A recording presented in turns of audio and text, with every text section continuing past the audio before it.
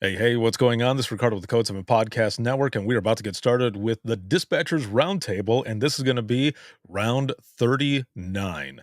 But first, as always, a word from our sponsor. At InDigital, we know that public safety professionals hold themselves to a high standard. In fact, standard doesn't do it justice. In over 25 years working alongside you, carrying millions of calls over our IP networks, your dedication has inspired us. That's why our ESI net goes beyond industry standards, not only i3 compliant, but designed to adapt to future development for a network you can count on when it matters most. Learn more at indigital.net. Have you ever met a 911 professional and asked, what's the worst call you've ever taken? Well, here's your answer. I heard your last breath the night you flipped your four-wheeler.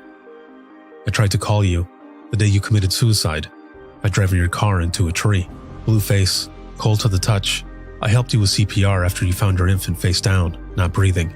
It messed me up. I did everything I could, but it wasn't enough. You were with me from the beginning, Grandma. 27 years later, I took the 911 call when you died. How fitting to be there for me in the beginning, and I was there for you in the end. I miss you, Grandma. I am 911. This is but a glimpse into the world of emergency dispatch. But what is it really like to answer a call during someone's nightmare? What is the impact on the first responder answering the call? From Titletown Publishing, and available on Amazon or where you purchase your favorite books and ebooks. Imagine listening. Your worst day is our everyday. If Within the Trenches has ever taught you something, open your eyes to what it is like to be a 911 dispatcher, or has inspired you to become one, then help support us and join our Patreon. Get exclusive bonus content, one-of-a-kind swag, discounts on merchandise, ad-free early access to new episodes, and much more. To join, please visit patreon.com/WTT podcast. And if you're an industry partner, we have something for you as well. And now, for the show.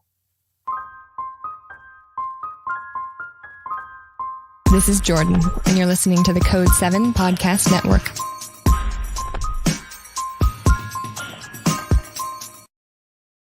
Warning. This episode contains the 3 A's of podcasting: adult content, adult language, and awesomeness. You've been warned. All right. Welcome back, everyone. And this is round 39 of the Dispatchers Roundtable. Now, I'm just checking everything to make sure that everything is going good. Sometimes the internet goes out and it sucks, but it looks like everything is good to go for the moment. So let me throw something in here really quick, and we will get started here. So this is, as I said, going to be round 39. I have to ask for everyone to give me a little grace because I'm not feeling the greatest right now. But the show must go on. The show must go on, and you can probably hear I'm slightly nasally, but I'm excited for this round. You know, I've been doing the Dispatchers Roundtable for about 4 years now, and we're on round 39. And I was doing it twice a month and then once a month, and then it ended up going for a few months where we weren't doing a round, but that is only because everything that I'm doing got so crazy busy. But we're back. We're back for 2024, and we've got rounds that are coming up monthly. So it's going to be good. A lot of great education and everything. Just to say really quick, when the DRT started, the very first round, or actually version of what this was going to be, was back during episode 43 of Within the Trenches podcast. That was the first one. Google had come out with something called Google On Air, and I wanted to try it out. It was the very first time. This was back in 2013, I believe, 2013 or 2014, something like that. It was something new that they were doing. You were able to bring people up on screen. The problem, however, was that the internet wasn't the greatest. It wasn't the greatest to be able to pull people in. One of my guests actually had the opportunity to be on, and we were able to get through the whole episode, but another person that was on, it didn't work. It did not work for them. And So it took years for the Dispatchers Roundtable to, just come to fruition. But it has been excellent. And this live broadcast is sponsored by In Digital as well as Prepared. And a shout out to subscribers of the podcast, as always, whether you are on Circle, Patreon, or Facebook. Thank you all for being a subscriber, because I wouldn't be able to do what I do here if it wasn't for all of you, but especially all of you who are watching, listening, supporting, sharing, all of it. And I'm it's going to be good. There's a lot of good content, a lot of good rounds that are going to be coming up. But today's round 39, is going to be with Sandra Wesley, and she is the ECC Education Manager with Prepared. And our topic for today is going to be assistive 911 technology for the staffing crisis. So if you have any questions at all, please throw them in the comments. We are currently live on Facebook, LinkedIn Live, YouTube, X, and Instagram. That's right. We're live on all of these platforms right now, and it's good to have you all here. Now, even if you were unable to watch this live, it'll immediately go into replay mode, and you can throw questions in there, and people will be watching and everything to be able to answer those. But while we're here live, if you have any questions at all, please throw them in the comments, and we will answer them as we go along. So again, as I said, my guest today is going to be Sandra Wesley, and she is the ECC Education Manager with Prepared. So let me see if we can pull her in here. All right. Hello. And it looks like you're slightly frozen. Hello. There you go. Hello. How are you doing?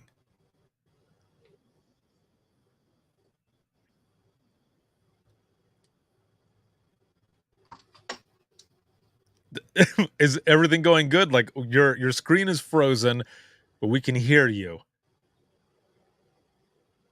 Looks like we're still loading. So I can hear you. We are currently live.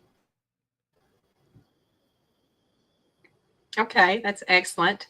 I know that it seems like I'm having internet issues, so I've got someone coming in to try and back me up a little bit, just in the event that this doesn't go any than what it started. So Okay. Yeah, no worries at all. And if I need to send anyone who's coming in to help you out a link or anything like that, uh let me know and I can send them a link as well. So, okay, other than internet issues, how are you doing? I am well. Thank you so much. Things are exciting here at Prepared. All right, awesome. So, for those who are watching and listening right now who might not know, first off, about you, a little background on your public safety experience. Sure. I started public safety in the early 90s, actually in EMS. I did that for about 5 years until I got pretty burnt out. I did what most people that you see in EMS done. I worked a couple jobs, got pretty, I burned out quite twice as fast, as I like to say. Wanted one of those jobs in dispatch. It was not a natural fit for me. I'll be the first to tell you, the multitasking, I come from being at a good solid skill set where I was at into coming in not knowing anything and it just I learned to embrace it and grew and it was a fabulous career. I guess I was there around 23 years or so, went on to teach at the police academy here in Kentucky. And went ahead and retired out of the public safety and still get to be a little part of that over on the private side here at Prepared.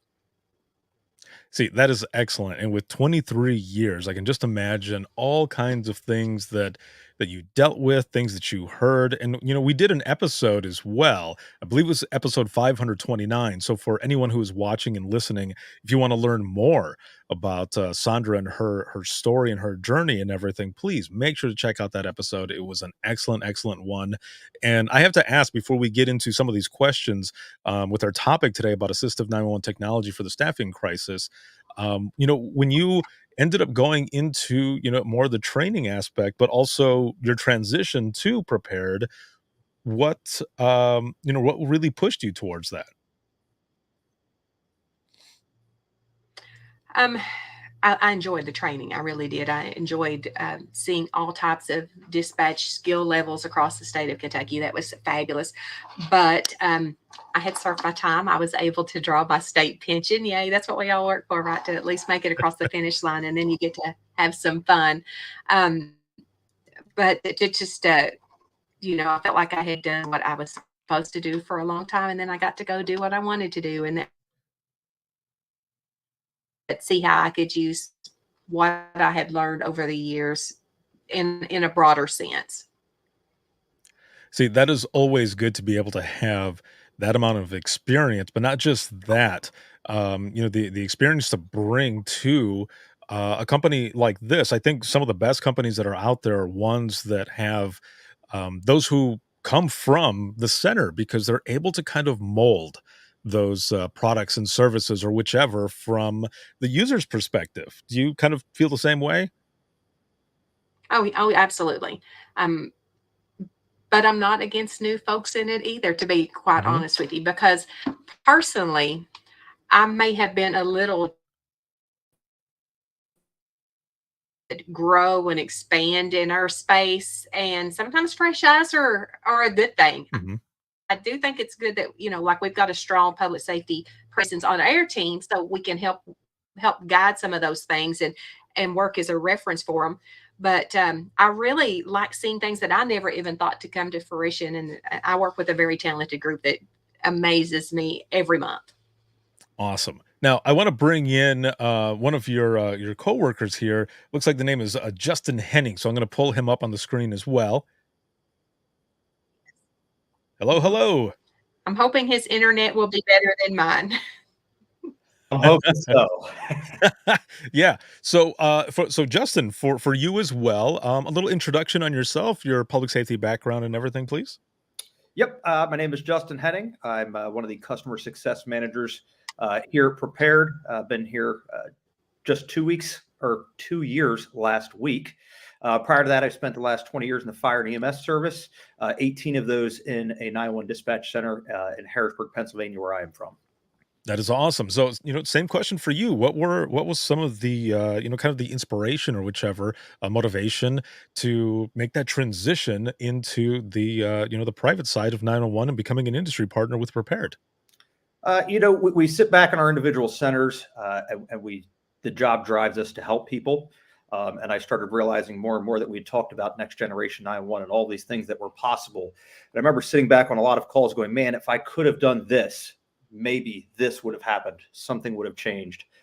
So when the opportunity presented itself to come work for a company where these ideas are coming to fruition and we can get it out there to as many centers as possible to help them do their job easier and remove that thought of what if I, instead of we gave you the capability to do it. You did everything within your powers that you could have.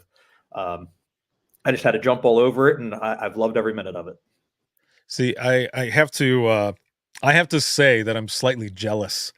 And I always say this when I hear about cool, new technology that's coming into our profession in 911 because I wish I had that when I was in dispatch. I wish, over and over, all types of technology that's there, especially because of the mental health aspect of it. And what I mean by that is I remember, years ago, I would be taking let's just say a call from someone who was lost. Let's just say in a game area, state game area or something. They're calling from a cell phone that just doesn't have service. I mean, service technically, but all they can do is call 911, right? And it's hard to get a location on that. And once you have exhausted your resources, and let's just say you lose that phone call, where do you go from there? And then you don't know where the person is, you don't know if they ever found them, and because we deal with closure, um, you that ends up impacting you, right? It ends up impacting you in the sense where now you don't know what happened to this person, you don't know any of that, but with technology like this, it kind of, it takes that away. Do you feel like it helps with the mental health aspect in that sense? Yeah, we're giving the opportunity, even if it's just from a 911 hang up, that knowing that you gave not only the ability to call someone back and they didn't answer, you can also text with them. We've given them, that ability that if they can't speak freely or if they're deaf of hard of hearing, we still found another method to communicate with them. We've had several of those cases where someone does get lost, whether they're out hunting and get off the beaten path or get themselves injured. And again, very limited cell phone signal. Those calls are coming in, but they drop right away. But you can text with them, try to gauge some sort of information to get help out there. So being able to have that additional outreach and ability to do more to make sure that we're putting our best foot forward helps with a lot of that closure and making sure that people aren't sitting back, Monday morning quarterbacking themselves saying, Right. what if I could have done this? We're giving them the tools that, hey, you have the ability to do it. You've done everything within your powers. And that's all you got to walk out of the agency with at the end of the day. Perfect. Yeah, no, I agree. So let's jump right in here because we've got several questions and everything that we want to go over. And excuse me, there was also a lot that people were asking in the comments when I had posted on Facebook and other places, and I want to get to some of that as well because I feel like there's a lot of misconceptions when it comes to a lot of technology out there, but more so for what we're talking about here with you guys as well. So um, here we go with the first question here. So why did Prepared decide to focus on assistive 911 technology? And also, what does that mean exactly? Because I think that's one of the things a lot of people want to know. There was a graphic that was put out there that talks about assistive 911 technology. So let's start with that first. What exactly does that even mean? Being able to assist the call taker, dispatcher, the center itself, in obtaining as much information as possible and disseminating that information to the responders so that we can better assist the public. But assisting them, and it's an extra set of ears on that call to be able to pull that information. We're being asked to do more and more in the centers with less and less. Having that, again, all that information presented to you right there. Being able to see what the caller has said and not just hear it while also listening to things in the background, like possibly a radio. All that information is presented right there for you. Get key insights, be able to send that information out to better do our jobs, saving, as we know, seconds count. We're able to shave off a couple of seconds here and there, assist ourselves in getting that information out easier and smoother. So what types of information are we talking here as you're saying, to save seconds and, shave that time and everything? What are some of those key components? Because these are things that people don't know, they don't understand. So there's a lot that goes, as and myself as well. I was, 911 dispatcher and supervisor for 13 years. What are some of these elements that are being assisted with? Yep. All the way from just addresses and phone numbers, making sure we see and understand those correctly and have that information because we have to get them to the scene, the correct scene first.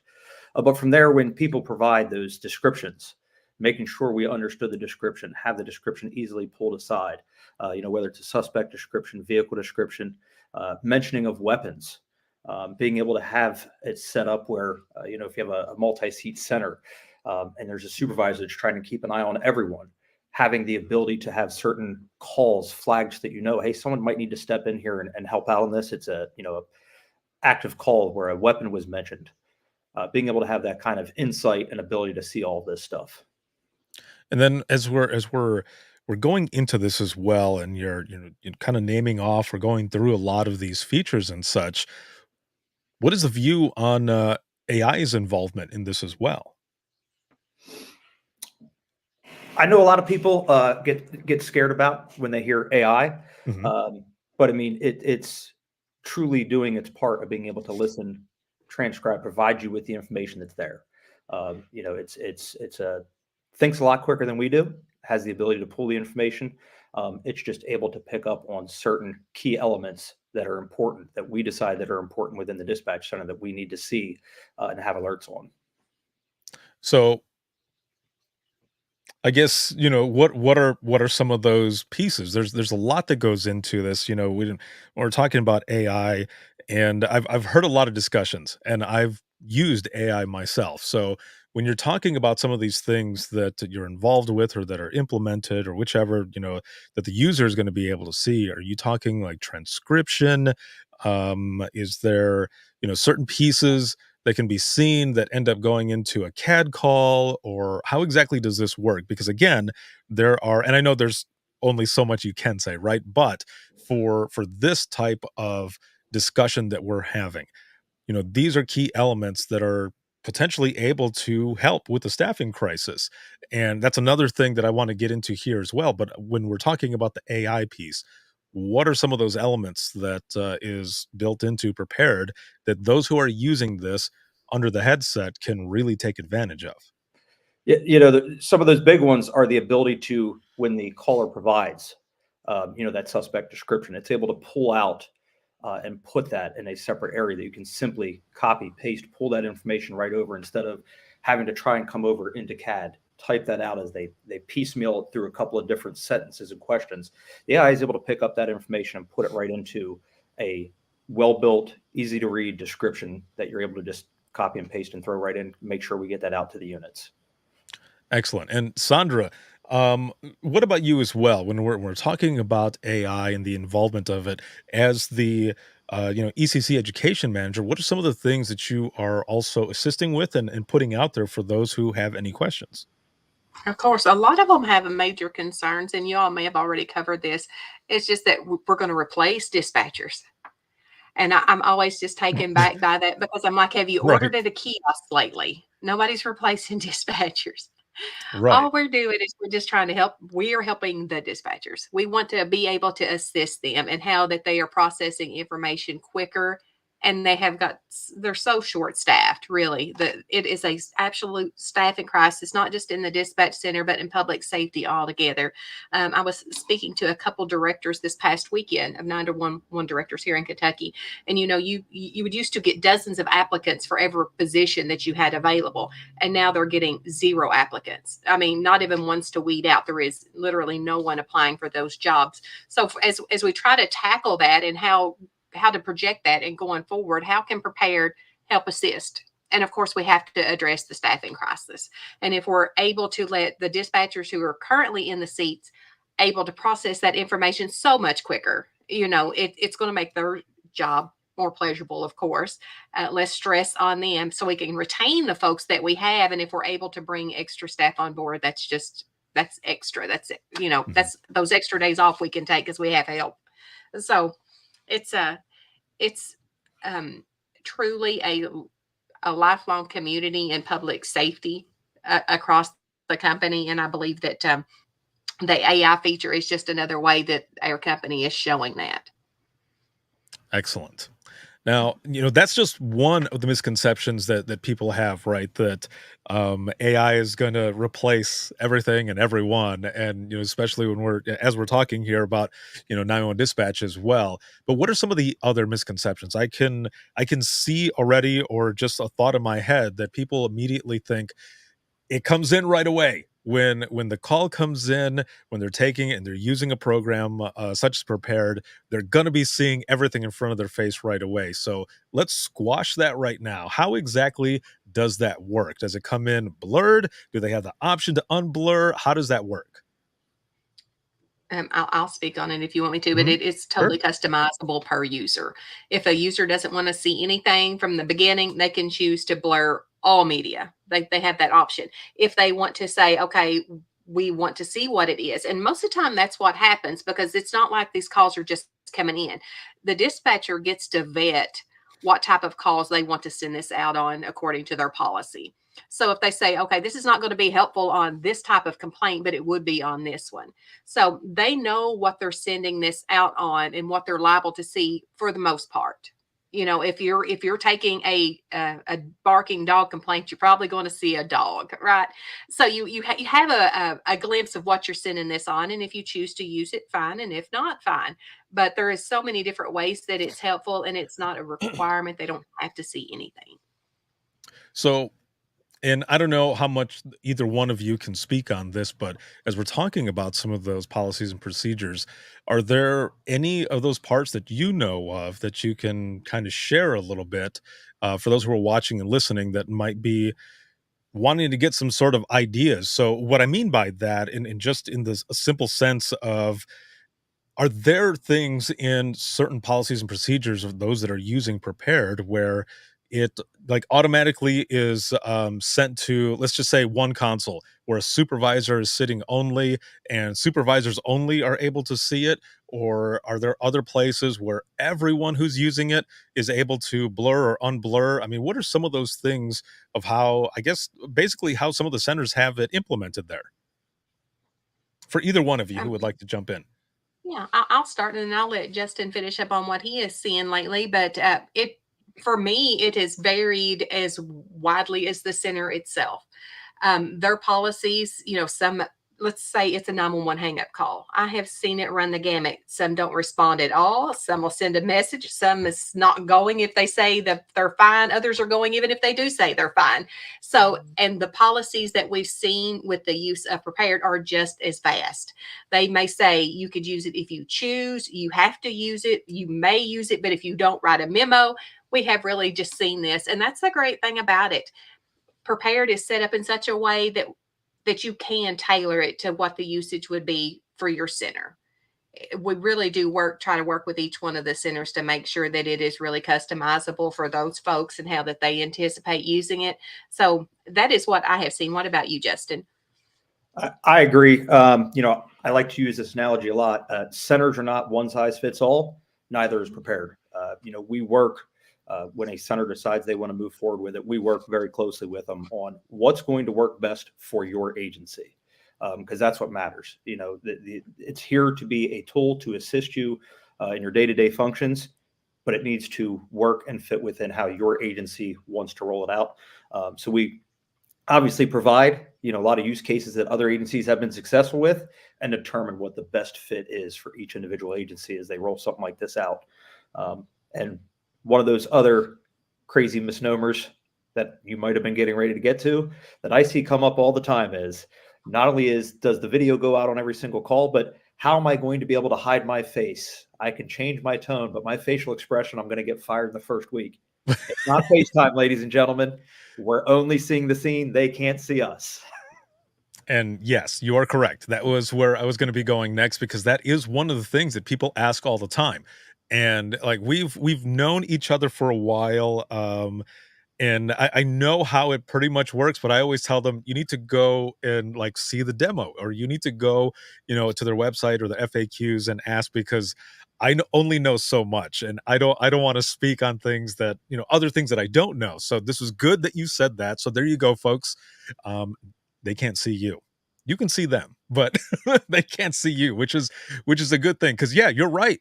Your face says everything, and when you're taking a call, you don't think about it sometimes. Someone might say something, you're like, oh no. You might not say oh no, but your face is definitely saying it. So yes, thank you for that. That is good right there. But I also like knowing how customizable everything is, because there are, companies out there, maybe still, I don't know for sure, but there probably are some out there that they don't give that option. They don't have that option. They're just, this is what we have, and you either use it or you don't. But hey, you already paid for it or whatever. But it's one of the things that I loved about when I was working for In Digital. We had a texting platform, and they did the same thing where it's customizable. But also the reason I asked about policies and procedures is because throughout the entire state of Indiana, what they were doing is they kind of changed their 911 hang up policy, where a lot of people were now texting from 911 out to their folks after a 911 hang up call.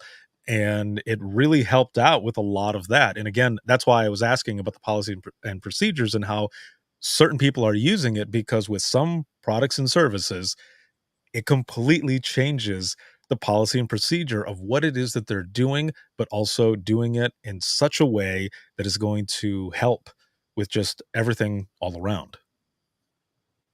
So And And I will say, if I can expand on that for just a Yeah, second, for a sure. lot of Go for it. people have an issue trying to write policies around something like prepare Mhm. just because it's new technology, it's inner space. So a lot of times, they struggle with how would you word something like that, or how do you build that into your policies, especially when some of the other pieces are still trying to catch up with that technology.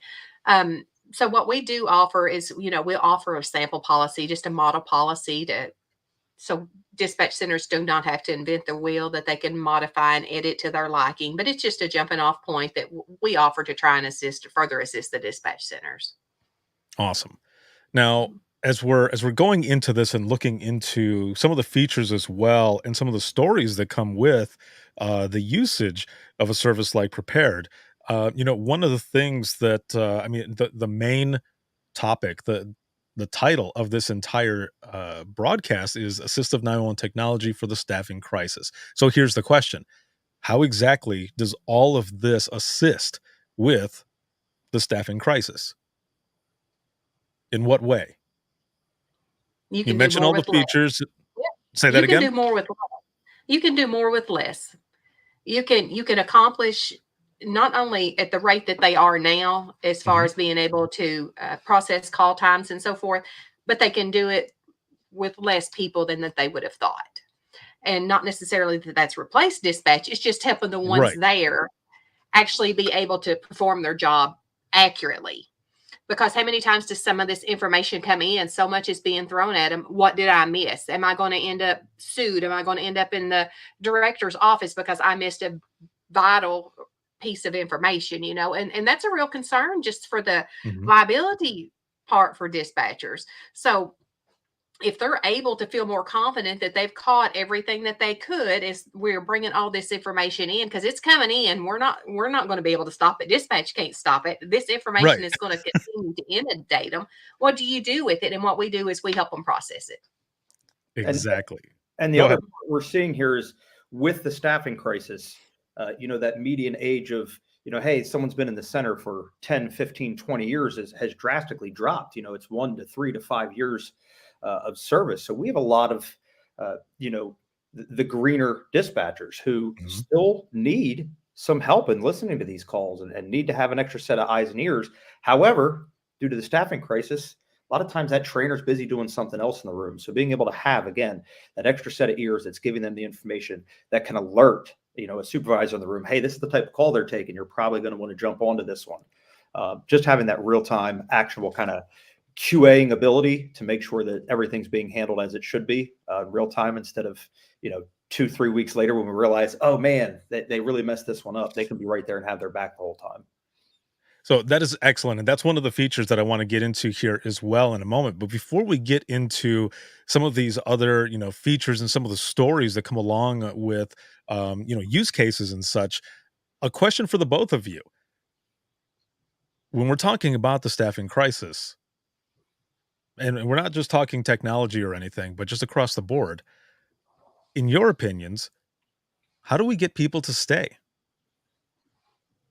Because having technology like this is amazing, right? And it does help people do more with less. And for the centers, right, that don't have a lot of folks, and this helps with so many pieces, right? But for the overall part of the staffing crisis, because the both of you come from the center, my question: how do we get people to stay?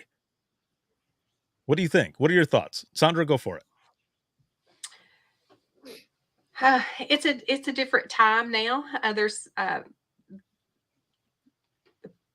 There's not as many benefits lying out there as far as promises of pension and so forth. So, how do you keep someone to stay in the seat when there is um, little monetary gain for them? And I think that it's mainly because they have a sense of service beyond self. And I think when we convince dispatchers that what they're doing is noble beyond, and it is, but it's beyond their self. It's bigger than them, really. The how Right. that they're able to contribute, and I think that when they look at themselves as they get to be that caped hero every day that sits with someone when they're vulnerable and in need of help, and they get the opportunity, and it really is an opportunity that we have to help them in those moments. If we just make sure that they go at it, they're in the business, and recognize them that they have put service above self. I think that that's going to go a long way with that mentality. What about you, Justin? Uh, Obviously, a hot topic button here, but several key elements that I think, and some of them are starting to be addressed, as we move forward. But one of those big ones is realizing that mental health is a major issue in dispatch. Um, the things we hear and listen to, the things that are happening, it does take a toll on you, even if it's just the everyday, the repetitive non-emergency calls. It eventually weighs down and burns people out. Being able to see those, address those, and have some sort of plan in place within your center to make sure that your staff knows you care, and are working to address those issues and make sure that they are okay, is a big one. That goes a long, long way when they just know someone actually cares. Someone's thinking about me, making sure that I'm okay. And the other part is, reclassification. I know it's some states are moving forward with it. It's my opinion, we need to do it nationally. Dispatchers 100% need to be classified not as secretaries. We need to be classified as first responders.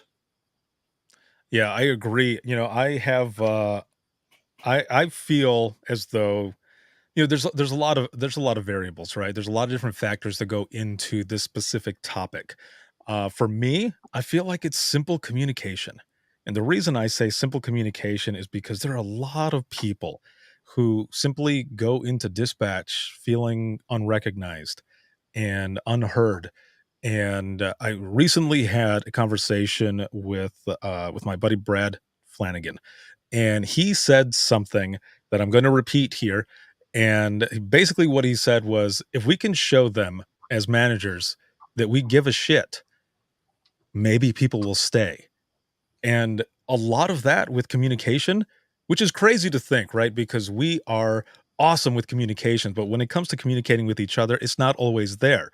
And you see people on social media, they just abruptly end up saying, you know, I went in and I told my manager today, or director, assistant director, whichever, that I'm done.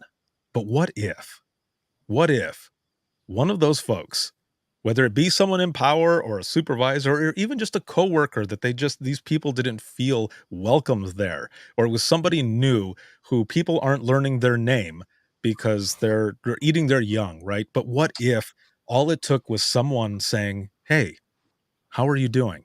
How are things going?" What if it was just that and they decided to stay because someone actually cared? So I just wanted to put that out there. I just wanted to see, because, all of this is amazing. And I can't wait to hear more of what the services that Prepared has and helping, with short staffing and such. But when we talk about the bigger picture and getting people to actually stay, I kind of feel like that communication piece, man, that's a big one. What do Well, you let me think? ask you something. Let me ask you Hmm. something. So, Sure. since we're on this discussion, we're just going to flow openly. Do Of you course. think that any supervisor or director, whatever the title is, should be shocked that someone is leaving, or should they already have a sense that someone is not happy, that they're and have already tried to address whatever reason somebody's leaving? It always it's kind of astonishing to me that they didn't know so and so was unhappy and quitting. Well, that says a lot about the director too. How did you not know that they were already to that point? Right, and I So think that is one of those big things, as you're saying. I think that, um, in a way, right, it shouldn't be surprising, but there are some who might not be fully there. They might not true. be fully thinking, because you know what? Maybe they themselves are ready to go too, and they just don't care. So anybody else that's there, so here's the thing. There's a saying that says, hurt people, and it might just be this continued vicious cycle where this is the way someone was being treated, so now they don't care, which actually sucks, right? So Mhm. you're right, some people shouldn't be surprised, but there are others who are just just collecting a paycheck, you know? Yep. It could be that way, but I don't know. It's a big thing. But I just Mhm. think that simple piece of communication, well, it seems simple, but right, a lot of times people don't want to have those hard conversations. And I think that's why programs like this and the conversations that we're having are so important. Absolutely. I think that the way we're going to be able to get through this is really, there's all of these good things, but I think really we're just going to have to rely on each other, trust each other, talk to each other, and maybe we can bridge a gap between whether it be management and those on the front line or seasoned dispatchers and new dispatchers coming in. I think we somehow have to bridge that gap. But to start out with, we also have services like this that can help out in some of those places until these pieces are put into place. But we just got to keep talking about it, right? We just got to keep having that conversation. So, as we go along into what it is that we're talking about here, there were some pieces that a lot of people were asking when it comes to the transcription piece. And let's just say, for example, and I want to see if you're able to tell me this as well. So here's an example. I'm on radios and I have, some info that comes in from an officer and I don't catch it right away. And I try to ask them to repeat and they're unable to say. Is there a possibility that this is, recorded somewhere? Because we've got recorders, right? But sometimes those recorders, you can't rely on it. You have to ask them to repeat it. But as a backup piece, is there anything with transcription that kind of helps with that type of traffic as well? A- Yes, absolutely. As a matter of fact, down in Hawkins, Tennessee, they just experienced this a few weeks ago, where their recorders went Mhm. down. Their digital recorders had went down, and of course, because Prepared was actually captures that transcription, all was not lost. Everything was still recorded, documented. That we were able to capture that in the cloud. So they, even though that they couldn't get, even if they couldn't get a hold of their recording system, folks, they Mhm. still had that repetitiveness because they had Prepared, and they were still able to document everything. That's awesome. So then, Yeah. again, with the benefit and everything, is there how do people do that in a fast way? Is there like a double click or how exactly does that work? No, actually, with the transcription piece, and that works great for visual people like me. Mhm. I'm a visual learner. It's one thing to hear it in your ear, and I think maybe that's why I struggled so hard in the beginning. But if I'm able to see it, so you're Right. literally, it just clicks on automatically. It's transcribing every word is said. Everything is automatically coming across the screen, and you can copy and paste as you need to over into your CAD notes, or whew, think about dispatchers and spelling sometimes. So, but it gets rid Yeah. of that. It gets rid of a lot of that. So it just transcribes that, and you can copy and paste it over. So it saves a lot of extra typing because you're just able to just capture it and copy and So paste it. So I have to call you out on um the way we type. I have Mhm. to ask because this is the way I did it too, and a lot of the people that I worked with did it the same way. And Justin, I don't know, maybe you did it too, but let's say you're typing something in and you want to say assault. It was like ASLT, or you would just say DV, or en route is ENR, those. And sometimes the officers would read that and say, I don't know what the hell this is. Like, what Oh yeah. is this? So those pieces, or this, what you just said, I mean, that'll help with a lot of that, right? Oh, absolutely. Yes, it will. I I was mean, the same. I was the same. yeah. And then you have to figure out if you're a keyboarder or a mouser, which one do you like to be, and how fast you can be with it. And it just takes all of that away. You're so much quicker now. That's what they're experiencing just because of the copy and paste feature.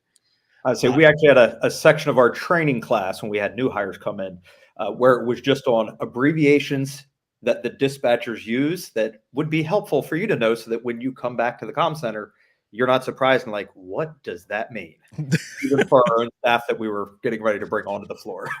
Oh, that is great because I remember an older system that we had. It was just all command line codes, and sometimes those codes would, for whatever Mhm. reason, it's just us typing fast, I guess, they would end up in the narrative. And yeah, officers would send us messages like, I don't know what this means.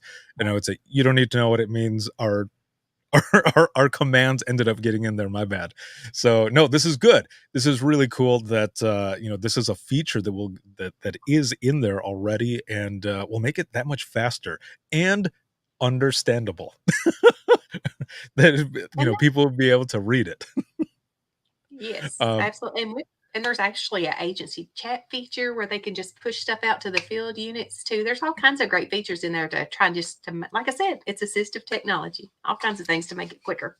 I'm digging that. So, one of the other things that I remember having issues with sometimes was, well, to an extent, okay, because I can translate in Spanish, but there are a lot of different regions, a lot of different languages, all of this that pops up. So when we're talking about um, language translations, where does prepared sit on that topic, and how do you implement that? How is that part of your service? Justin, do you want to take this one? Go ahead, Sandra. Okay. As far as with the language translations, we right now auto translate over 140 languages. So if you have the translation feature, we have found great value for our clients for that, because a lot of times anymore, if they're trying to get a hold of a language line, sometimes depending on which language they're trying to find, it's hard for language line to find someone. And those are billable minutes, that are happening. And if you take a language line call and you have to transfer it to a neighboring jurisdiction, you're still fitting the bill for that call while it's going on. So that's been a lot of a problem. So we've tried to address that to just make it seamless, that if you're needing to translate what someone is saying immediately, we can do that. Now on the transcription part, I believe it's around 17, 19 and continues to grow every week, is on the transcription part, that it'll automatically transcribe for you. But that's kind of where we're sitting, where they can, it'll automatically show both languages, automatically detects which language it is. And it is so simple to actually implement. It usually takes just a couple of weeks. And not only is it, billable minutes that we're speaking of there, but it's also minutes when in a emergency we don't have that the caller might not have. Very true.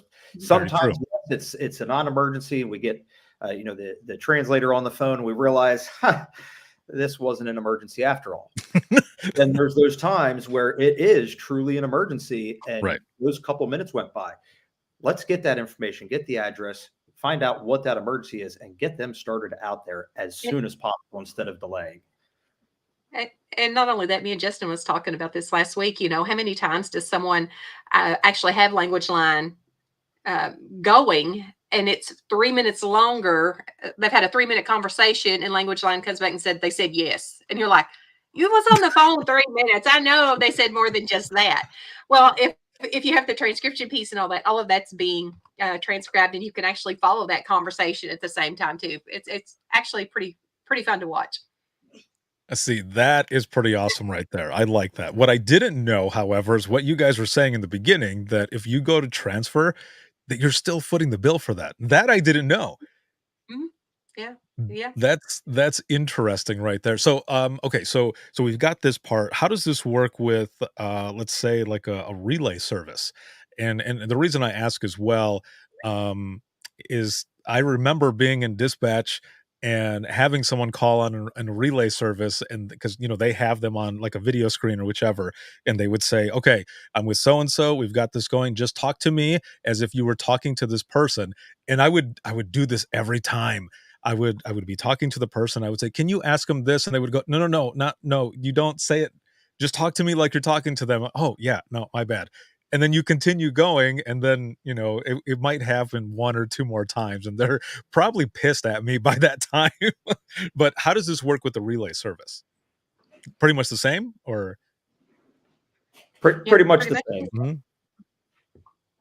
Yeah. All right. But except the relay, yeah, pretty much the same, except the relay services, they really are. They're struggling with staffing issues themselves. So it is a Oh, struggle sometimes to even find someone who speaks some of these different languages. Is mhm. really across the country. They're having an influx right now of foreign speaking or groups within their community. So um, it really is helping to address that. We see a lot of success with the transcription piece and the translation. Excellent. Now that is good. And so what I want to do now is, we know a lot more about this, about the service, about prepared, which is awesome and really cool that people are using this. And when I posted one of the first posts out there, that one that we were partnering up and everything for this month, and some of the cool content that was going to be coming out. And I had put something out there, and there were, I don't know, about 30 or so comments. So I just want to read a couple of them before we get into some of these use cases to hear how people are using this. But this was one of them here, and I don't believe they put what agency they're with, which is fine. But I just want to read this really quick and just kind of get your take on it, and see if these are kind of similar to a lot of the things that you are seeing, hearing, whichever, in the case of the service you provide, rather, and how people are using it. So this first person here says, our agency uses Prepared. I find the technology invaluable. Another dispatcher in our agency used Prepared during a vehicle burglary, and we were able to see the suspect on camera and get quick updates out to our deputies. I personally find it difficult to get callers to email me information. With Prepared, if I ask them if their phone receives text, people find the process of going live or texting information a lot easier. Plus, deputies can get the link to my chat with the caller and see everything being sent and said. This was a long comment, so hang with me. So they also say our area has a lot of bike trails. I had a caller who, let's see, I think it says crashed their bike, but didn't know where they were. I sent him the Prepared link, and we were able to share it with responding deputies. By the time help got to him, he was showing signs of concussion. And so he didn't know, who he was or what happened or anything else. They go on to end up saying that they also had a caller telling them that there was a man in her apartment. I saw her, or I sent her a live link, and we were able to determine that she was hallucinating prior to law enforcement getting on scene, which helped better prepare them. No pun intended, help better prepare them for how to get into the apartment and help her. This person says, I am a huge advocate for this company. Well, I'll take that all day.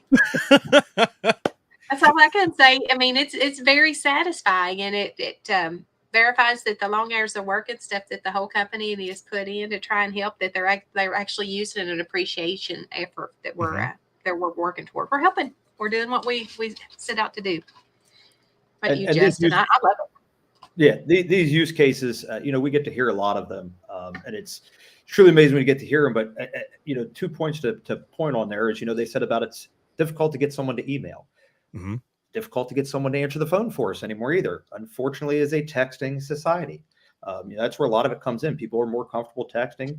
They're easier to go to their text since they live in it most days. So might as well take advantage of it and use it to our advantage to get the information that we need to help us do our jobs and help our responders get out to these scenes with the information they need. Instead of getting that vague, terrible description from the caller, let's see the person so that we can provide a much better trained description. Or in this case here, send it right out to them. They know exactly who they're looking for now. Right. Yeah, exactly. There was another one here that says, we have it and love it. Love the translation service. Have used it to find an injured person in a remote area through the video. Had a threatened person send screenshots of the threats, which can be used in court. And it says, plus we get a quicker response to 911 hangups than calling back. I love it. Just think of what kind of heroes they just become, not only in the dispatch center, but for the prosecution. Just say it. I mean, what better gift did you give them than something that's done on tape? I Right. love it. So, you just become somebody's hero for the day, because it's going to be kind of hard to argue something that they was able to catch on tape.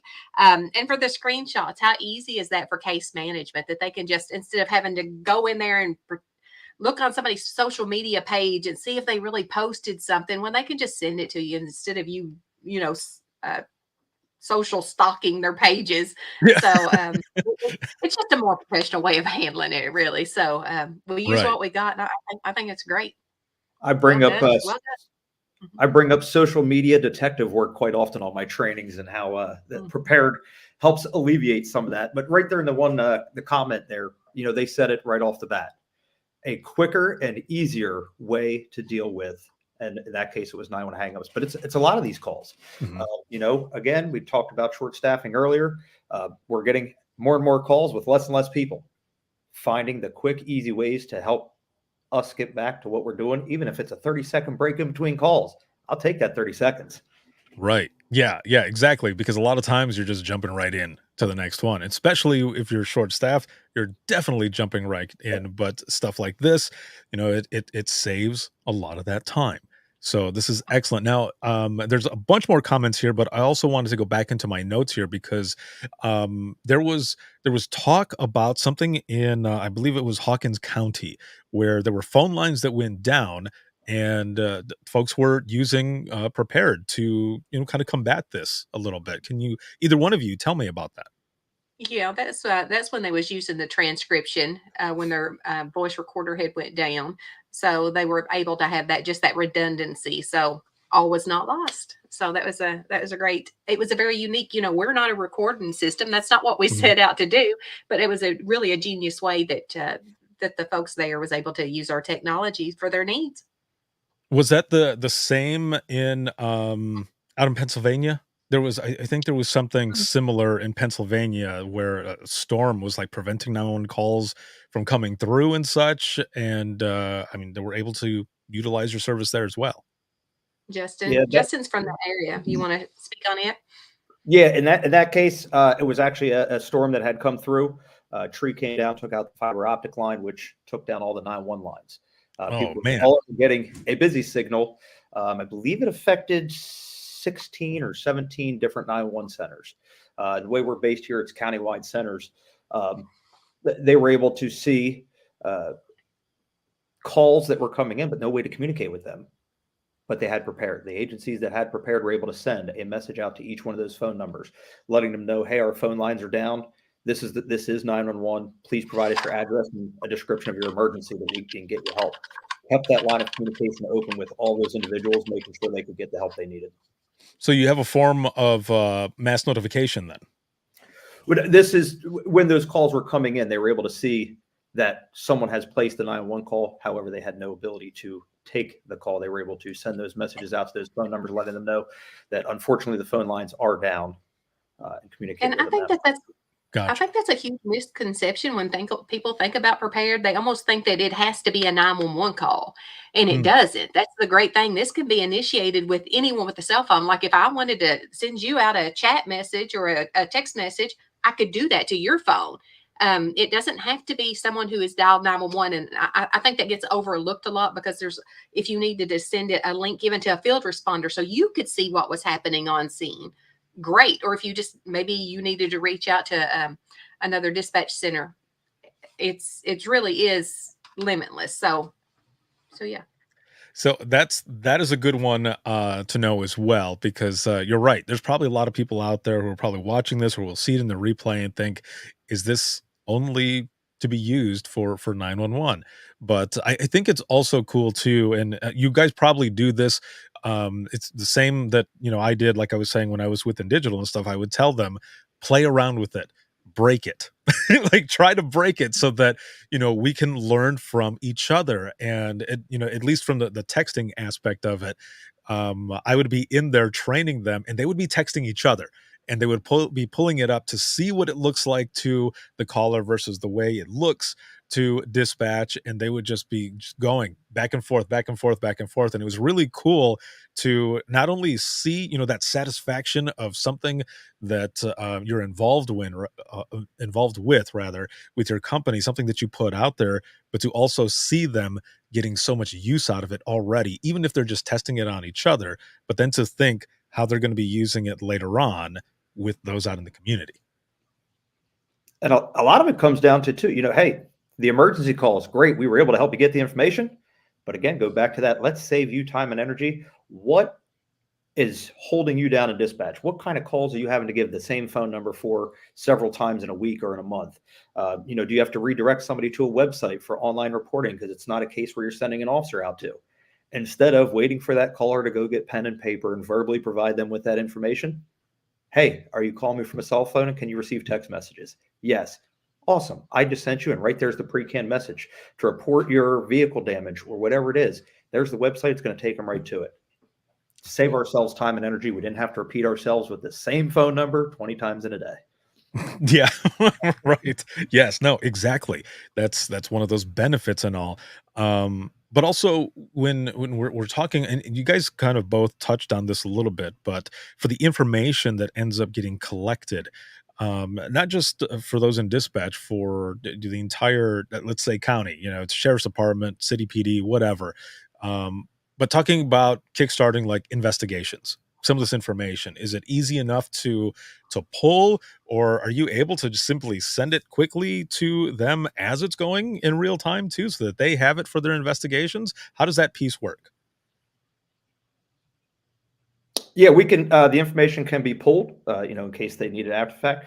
But we do have the capability to send it out to them in real time. You have a missing person. We want to get that photo out there to them. This picture of the suspect, the location where it's happening. It will even give them, directions to the scene, so the officer doesn't have to key up and ask us, "Hey, where am I heading?" It's all right there for them. Walk them in. They're able to see, the information that we've collected, so they can act on it. Yeah, as a Perfect. matter of fact, since you mentioned that, there was a group down in Florida that we had a great success case with, where they were able to push out the picture of two autistic children that were missing. And the officer going down the street was able to recognize there's the kids, because he had actually seen a picture of it that had been pushed out by dispatch. So that was one of our Florida agencies that was all's well that ends well, right?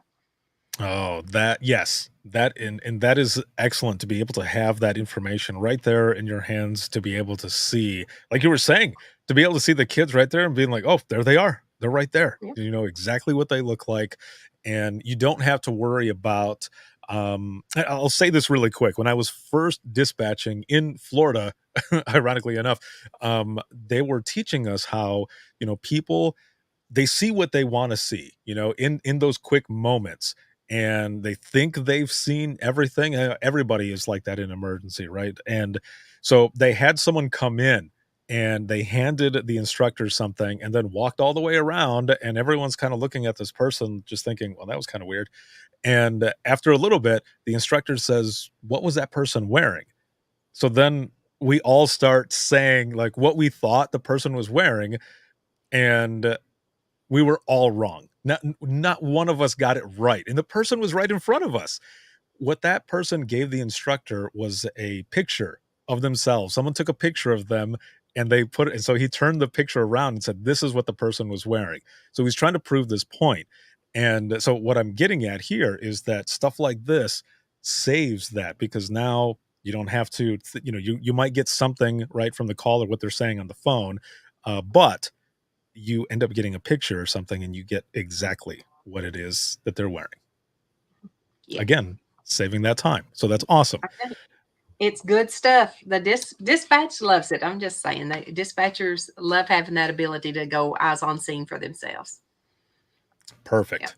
So as we go into the wrap up of this round 39 of the Dispatchers Roundtable, I have had the pleasure of having the both of you on here, learning about you, but more so learning more about Prepared and the services and everything that you guys offer. This has been excellent. So thank you both for being on here. But I have a question for the both of you as we go into the wrap up of this. For anyone who might be on the fence of kind of jumping in to new technology and everything, because there's a lot of places out there that probably are waiting, right? They're probably just waiting until they're, I don't know, mandated, or whichever, to do something, because nobody likes change, right? But there's a lot of good in change that can come from new technology, new anything really. So for anyone who is on the fence of going into new technology or using a service like Prepared, what would you say to them from each one of you? So Sandra, let's start with you, please. I would tell him that change is pain. It really is, regardless to Mhm. if you're changing to a new cellular device or if you're getting a new CAD system. There's always a little bit of uncomfortability that's going to last for just a few weeks.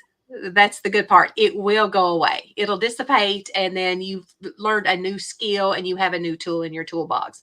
So I would say to anyone who is on the fence that may have some questions or wonder what the rest of the industry is doing, we're happy if you want to reach out to us, and we'll put you in touch with some other folks so you can see how they've addressed some of these issues.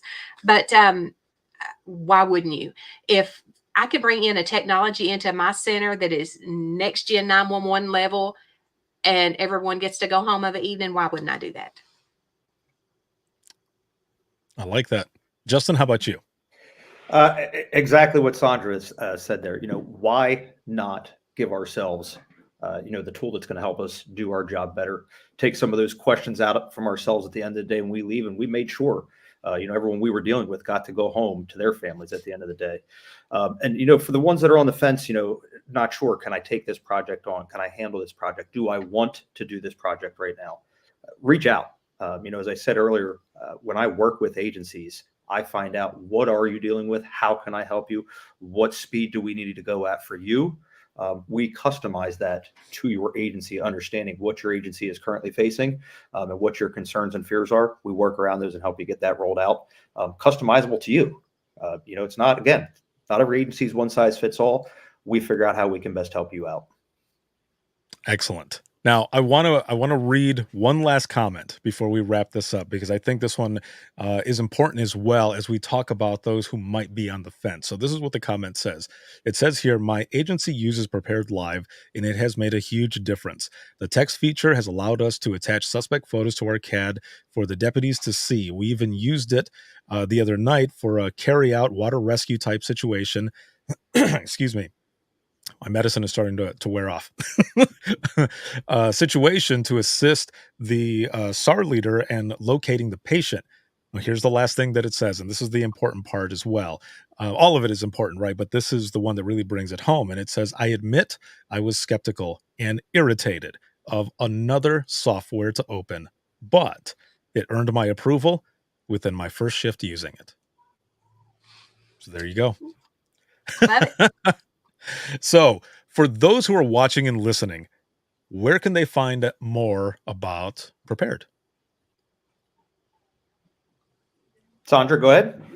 Okay, just prepared911.com. Feel free. They can reach out. I'm sure they can reach out to you, and you can put them in touch with some of our folks. You can reach me at Sondra, and that's Sondra at prepared911.com. And you can also reach out to Justin, visit our website, look at the success stories, read for yourself what all some of the things that we're involved in and the successes that agencies usually you see a pretty good, almost newsworthy event pretty quickly after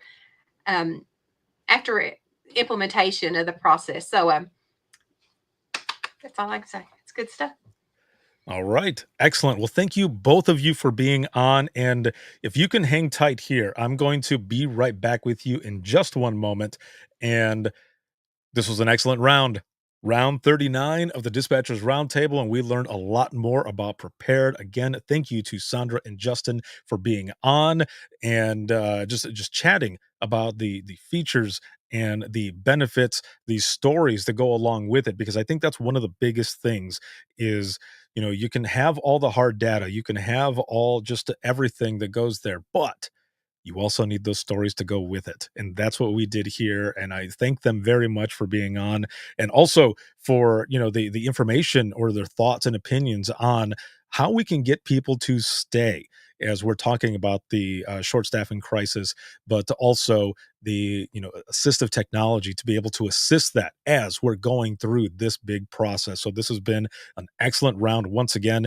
And I thank you, all of you, for being here, whether you're watching live right now or in the on demand and the replay. So thank you all for being here and for everything that you do. So if you have any comments, questions, or you have a topic for the Dispatchers Roundtable that you want to throw out there and we can add in, you can email me, and that's going to be wttpodcast@gmail.com. Once again, that is wttpodcast@gmail.com. You can become a supporter of Within the Trenches media, of the Within the Trenches podcast, by going to Patreon or Facebook. But the easiest way to do all of this is to simply go to links.co/WTT podcast. And that's links with two I's.co/WTT podcast. And you'll find everything there. My email, all of my social media, where to follow, the latest episode of Within the Trenches podcast. You'll also find information on Imagine Listening, where you can purchase the book, volume 2 of the book that launches this August 4th of 2024.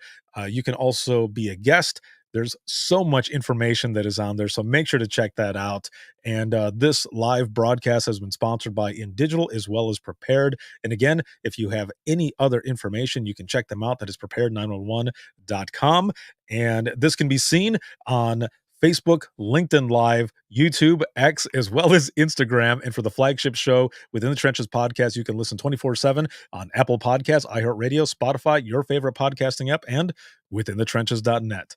Have a good one, everyone, and we will see you all in the next one.